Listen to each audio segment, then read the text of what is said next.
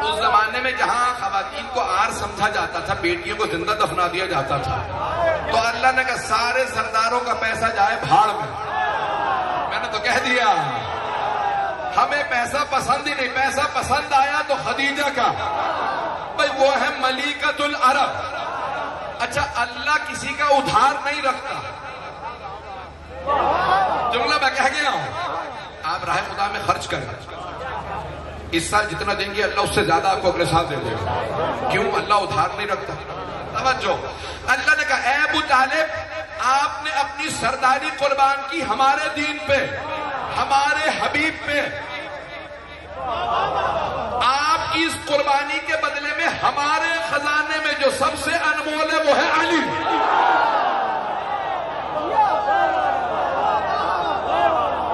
توجہ فرما رہے ہیں؟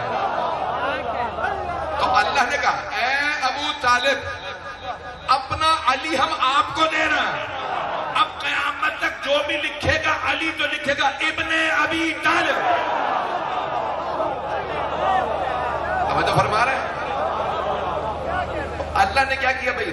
جناب ابو طالب نے سرداری قربان کی تھی حبیب خدا پہ، جناب خدیجہ نے دولت. تو اللہ نے کہا خدیجہ یہ جو دولت آپ نے ہمارے حبیب پہ قربان کی ہے نا، ہم ادھار نہیں رکھتے. ہمارے خزانے میں جو سب سے انمول بیوی ہے وہ ہے فاطمہ. اے خدیجہ ہم اپنی فاطمہ آپ کو دے رہے ہیں.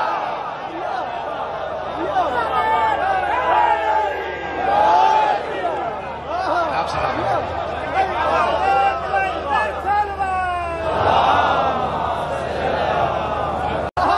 چچا جان کلمہ پڑھ لیجئے، میں شفاعت کر دوں گا. تو پھر ایک بات واضح ہو گئی نا، شفاعت ہے. پتہ نہیں لوگ ہیں یا نہیں، شفاعت ہے. چچا جان آپ کلمہ پڑھ لیجئے. کب کہا؟ جب جناب ابو طالب کا آخری وقت تھا. کہاں کہا؟ کان میں. بھئی برخوردار میرے ساتھ آئے، پانی پلا رہے ہیں. میں ان کو کان میں بات کہوں گی، مثال کے طور پانی بہت ٹھنڈا ہے، گلے میں تکلیف ہے. کان میں ان کے کہوں گا اس لیے تاکہ آپ لوگ نہ سنیں. نہیں پہنچا سکا. کان میں وہ بات کہی جاتی ہے جو دوسرے نہ سنیں. کان میں کہا چچا جان کلمہ پڑھ لیں. مجھے تعجب ہے مسلمانوں پہ، سننے پہ آتے ہیں تو کان میں کہیں بات سن لیتے ہیں، اور نہیں سننے پہ آتے تو غدیر.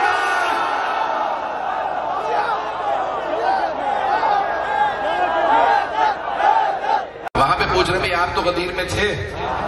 میں تھوڑا دور تھا. آپ تو سب سے آگے بیٹھے تھے. کہا میں نے سنا ضرور تھا، میں دیکھا نہیں تھا.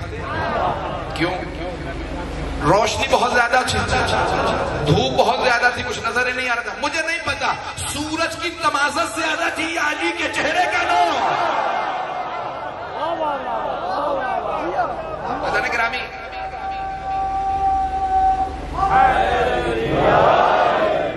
چلتے رہیے گا، بہت زیادہ وقت نہیں لوں گا.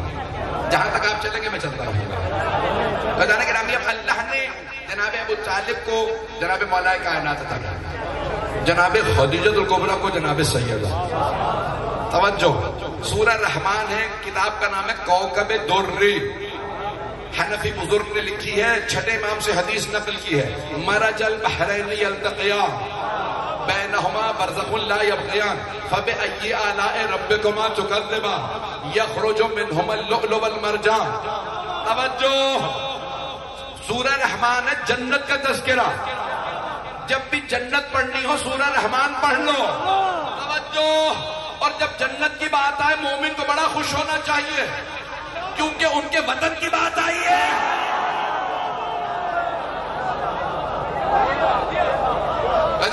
چھٹے امام فرماتے ہیں کہ یہاں دو سمندروں سے مراد ہے علی و فاطمہ. برزخ سے مراد رسول خدا کہ جو نہ علی کو ختم ہونے دینا فاطمہ کو. کہ ان دو سمندروں سے دو موتی ملیں گے، ایک سبز ہوگا دوسرا سرخ. جو سبز ہے وہ حسن ہے، جو سرخ ہے وہ حسین ہے. توجہ فرما رہے ہیں؟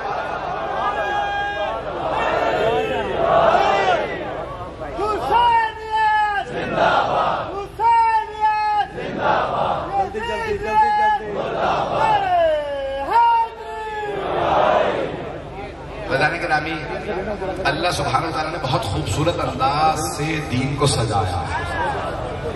جو بھی دین کا محسن ہو اسے ماننا ضروری ہے.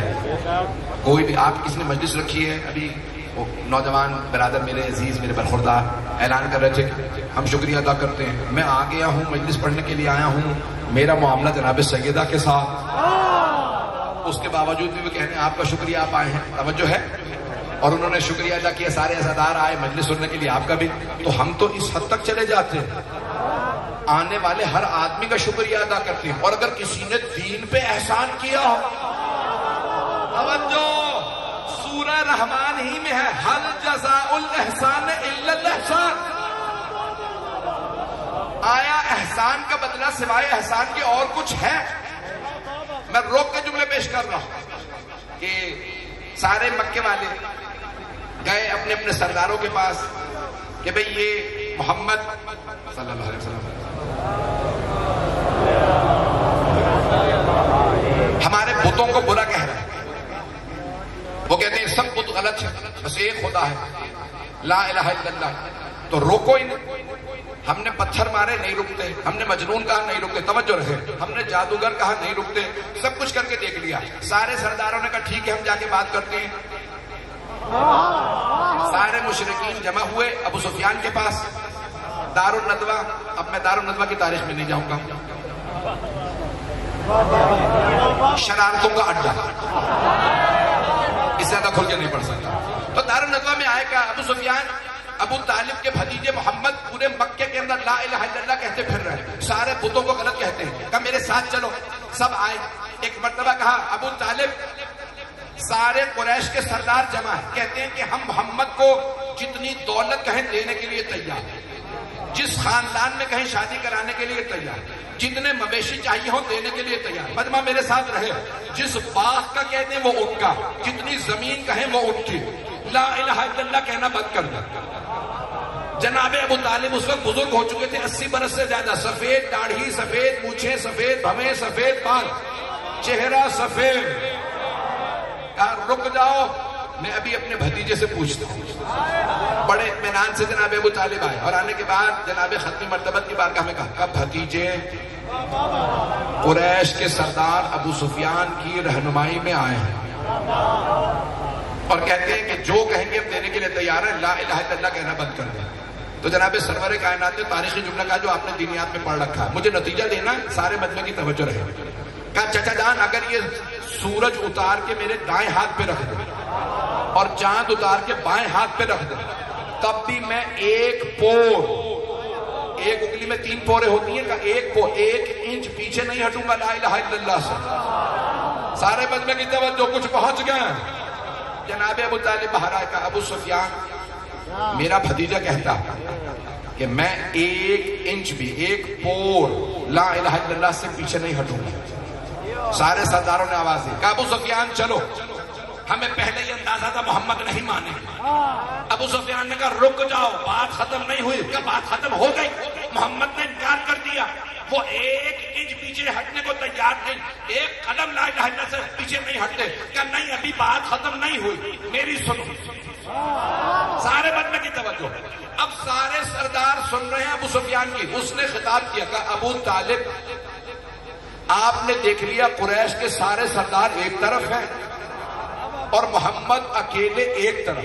اب آپ فیصلہ کیجئے آپ کس طرف ہیں, محمد کی طرف ہیں یا قریش کے سرداروں کی طرف؟ جناب ابو طالب اس بڑھاپے میں دونوں ہاتھ کمر پہ رکھ کے کھڑے ہوئے. کہ ابو سفیان سن لو, میں ابھی بھی محمد کے ساتھ ہوں.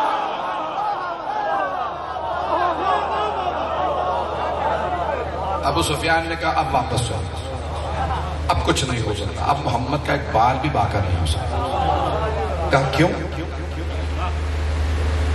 جب پہلے محمد کا جواب سن لیا تھا اس میں تو تم نے کچھ نہیں کہا. کہا نہیں, اس وقت معاملہ اور تھا, محمد اکیلے تھے. اب ابو طالب نے کہہ دیا ہے وہ محمد کے ساتھ ہے. قریش کے سرداروں نے کہا بھائی ابو طالب بوڑھے ہیں, تمہیں بوڑھے سے ڈرتے ہو؟ کہا ابو طالب بوڑھے ہیں, ان کے گھر میں ایک جوان بیٹا ہے.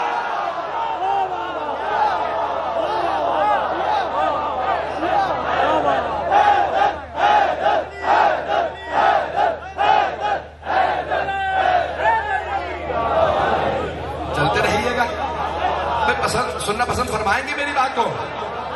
عزیزان گرامی اتنی قربانیاں دی ہیں تب جا کے دین پروان چڑھا. تفصیل کا وقت نہیں ہے.